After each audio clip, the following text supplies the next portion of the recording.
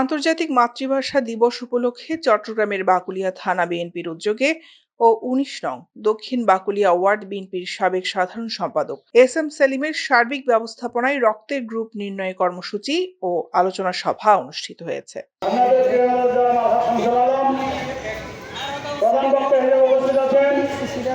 শুক্রবার ২১শে ফেব্রুয়ারি দুপুরে নগরের বাকুলিয়া থানাধীন শাপলা গেট এলাকায় এই অনুষ্ঠানের আয়োজন করা হয়। এতে প্রায় ২০০ অসহায় গরিব ও নিম্নবিত্তদের ব্লাড গ্রুপ নির্ণয় করা হয়।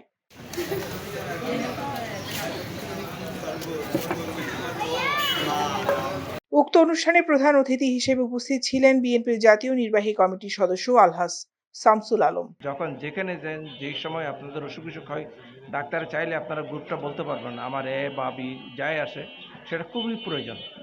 এই সুযোগ হয়তো আমাদের সময় ছিল না, আমাদেরকে করতে হলে মেডিকেলে যেতে হতো, সেখানে অনেক সময় লাগতো।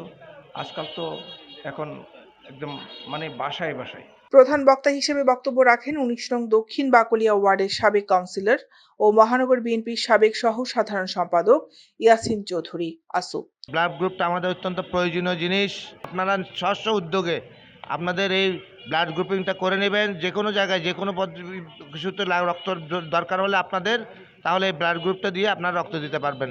আরও উপস্থিত ছিলেন ১৯ নং দক্ষিণ বাকলিয়া ওয়ার্ড বিএনপির সাবেক সাধারণ সম্পাদক ইয়াকুব চৌধুরী নাজিম, ওয়ার্ড বিএনপির সাবেক সহসভাপতি সেকান্দার আলম, সাবেক সাংগঠনিক সম্পাদক হাজী ইউনুস, মহানগর যুবদল নেতা মোহাম্মদ সালাউদ্দিন, বাকলিয়া থানা যুবদল নেতা মোহাম্মদ নুরউদ্দিন, ওয়ার্ড বিএনপি নেতা মোহাম্মদ ইসহাক, ডাক্তার জসিম, হাজী মোহাম্মদ বেলাল, মহানগর APP advocate Helal, advocate Harun, Babul Islam, ward Jubodal নেতা এস.এম. সাফায়েত সালাম। আমাদের দেশের যে নেতারা নেতৃত্ব দিয়েছে তারা বলেছিল আমাদের ভাষা হবে আমাদের বাংলা, আর আমাদের জনসংখ্যা হবে বেশি, সেই জন্য আমাদের ভাষা হবে বাংলা। সেই জন্য সেদিন রক্তদান করে রক্ত দিয়েছে, আন্দোলন করেছে ভাষার জন্য। 1952 সালে 21শে ফেব্রুয়ারি সেদিন যেই বর্বরতার শিকার হয়েছে রফিক, বরকত, সালাম সহ অনেক শহীদ রক্তের সাথে জড়িত ছিল, মৃত্যু হয়েছিল।